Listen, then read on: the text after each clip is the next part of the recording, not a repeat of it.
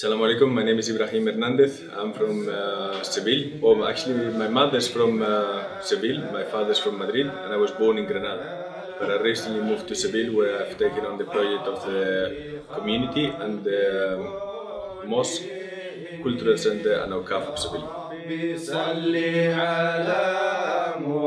Yes, well, it's not really quite new. We've been there, we've been trying since 2004. We've gone through different phases. The first thing we tried was to ask the government to give us a church, which was originally a mosque, then turned into a church and now unused. So we asked the government to seize that church for us so we could decorate it and use it as a mosque. But the church denied that use, and while denying it, they said by constitution you have all the rights to set up a mosque. So in the next step was the government gave us a piece of land which was 6,000 square meters, which was later, after years of a struggle, it was later taken away by the government of the Judicial Council that turned out saying to the city council, you cannot give any land to any religious entity. So it leaves us at this point where we have to buy at least a plot of land to build in a private plot of land. The land is for the land. The land is really even more expensive than the actual building of the plot, and it's obviously an estimate. But the land, the building, and also the people have to see this: the building of the mosque, the cultural center, and Awqaf. Awqaf is very important for Muslims in Spain because we don't have the Muslim population surrounding it enough to cover the cost of running a mosque and cultural center. So this will suffice for it to be maintained after we're gone and after the next generation comes. We have seen videos over the last year, but we have seen one which is the absolute best land in Seville. It's walking distance to the Giralda, which was the original main mosque of Seville. It's walking distance to the bullfighting ring, to the center of town, to the city hall. It's 20 meters from the river. It's a beautiful, beautiful plot of land. I don't think the whole mosque was demolished. The actual minaret is still there. They changed the top of the minaret and they put bells. Well, really, we started in 2004, but we really took off the project in beginning of last year, 2014. So it's only really been the last year where we decided, and we also changed slightly the perspective. And while before we wanted to have a mosque alone, now we want to have a mosque, cultural center, and Awqaf all together, because of the importance of having a place that doesn't ghettoize the Muslims in a corner where they do the religious things, and that's it. We want to have a place that's open in architecture and in principles to the Muslims and non-Muslims.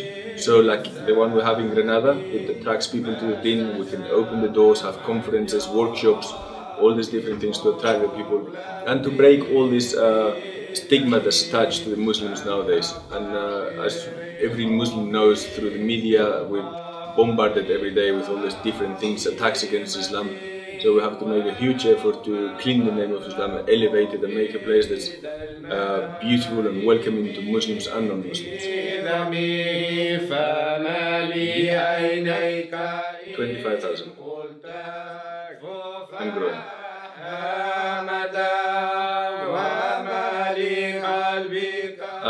This is a new thing. It's something that I don't really look at very much, but it's just something I did while I was living in South Africa for 9 years.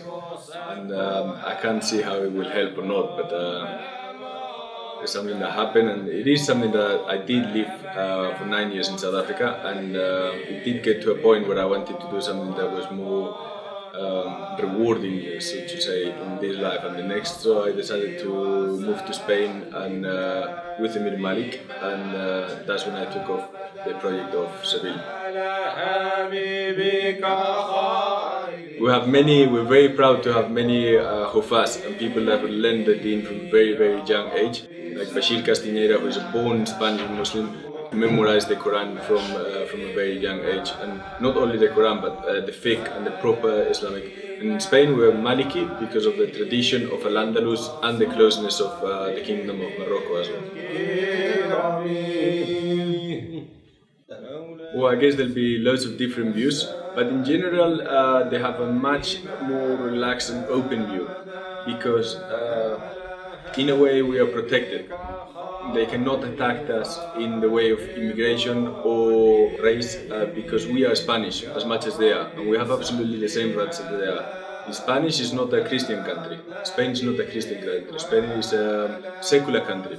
So every person has the right to follow their religion. So we have absolutely the same rights as the Christians to follow their religion.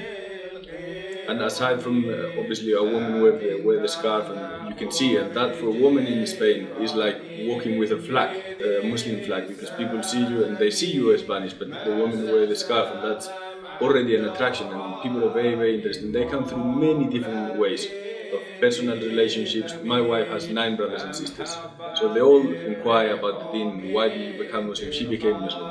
And what brought you to the deen? Many people come through philosophy or through arts or through all different aspects of the deen. My parents became Muslim in 1980s, and I was born Muslim already. So as all my brothers and sisters. And in fact, in my family, it's curious because it's one of the few families in Spain where we have 4 generations of native Spanish Muslims. At the age of 72, my grandmother left her grandfather, came to my house and said, I'm staying with you and I'm becoming Muslim. At the age of 72. She's 95 today, Rahma. So it's my grandmother, my mother, myself, and then my daughters. I have 2 daughters, Salma and Layla.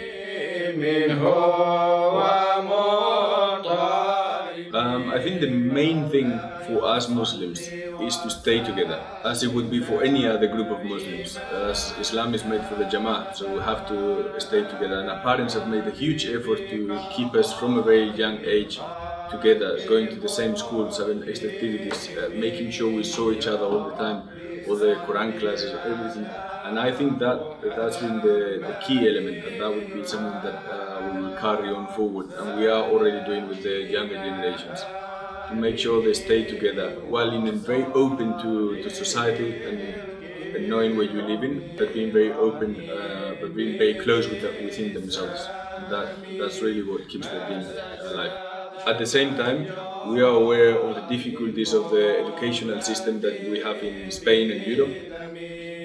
And we have a project, I can say we have as the Spanish Muslims, but it's Mir Malik has taken on this project of building the best European Muslim school in Granada, inshallah. It's a very personal decision. It's something that some people have to find their own encouragement, their own himma to do it. But in my case, you can think of many different things that would attract you and that would make you make that change in your life. But for me, it started with realizing that it's not something optional, it's an obligation. It's an obligation of every Muslim to establish the deen in yourself, to establish the deen in your family, to establish the deen in the way you deal with other people, and to establish the deen in your community. So it is an obligation, really. It's an obligation for us in Spain, and it is for you in Malaysia. Always a complete different situation because your government is Muslim and society in general is Muslim.